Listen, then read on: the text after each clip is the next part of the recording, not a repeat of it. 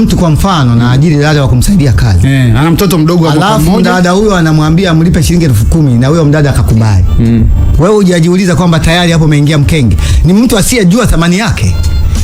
Kadri anavyokuwa cheap ndivyo unaongeza hatari nyumbani kwako.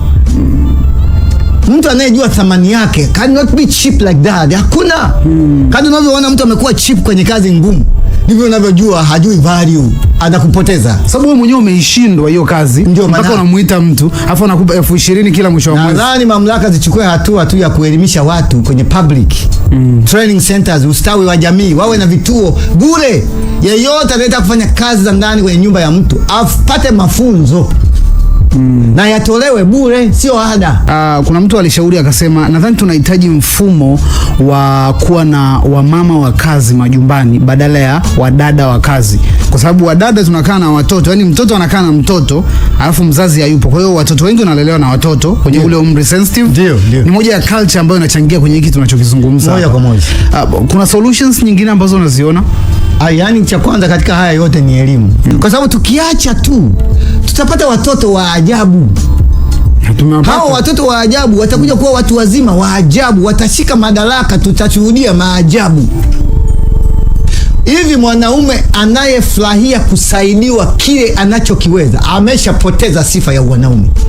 Lakini watu wanapoteza sifa za ubaba kwa ajili ya hii hali ya kulelewa vibaya. Mtoto wa kiume anabembelezwa kama maandazi. Lakini leo hakuna watoto wa kiume wanakuwa kama vibinti. Sasa utapata wapi watu wenye kuamua maamuzi magumu? Mnawaleaje? Mtakuwa mabilioni ya watu lakini wote hamna nguvu. Mtu mmoja mwenye nguvu atawapeleka vibaya kuliko mnavyofikiria. Unajua Afrika ina watu wengi wenye sifa chache. Mashabiki na watumiaji. Washabiki na watumiaji ni wengi sana. Watu wamechoka, ni kama wamekata tamaa. Kwa hiyo wamegeuka kwa washabiki, wafuasi na watumiaji tu.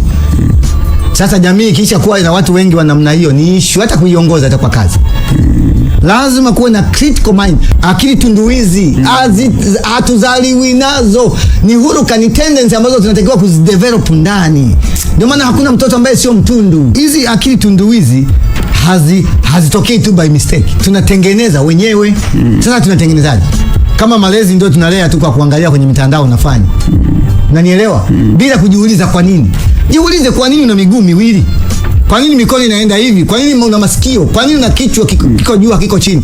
Kwa nini haukalii kichwa, unakalia kitu kingine? Lazima ujiulize. Mawazo yenye tija kwa maneno ya dhahabu kukupa hamasa kujengea uwezo wa kufanya zaidi na kuwa zaidi. Welcome to the Hall of Positive Vibes.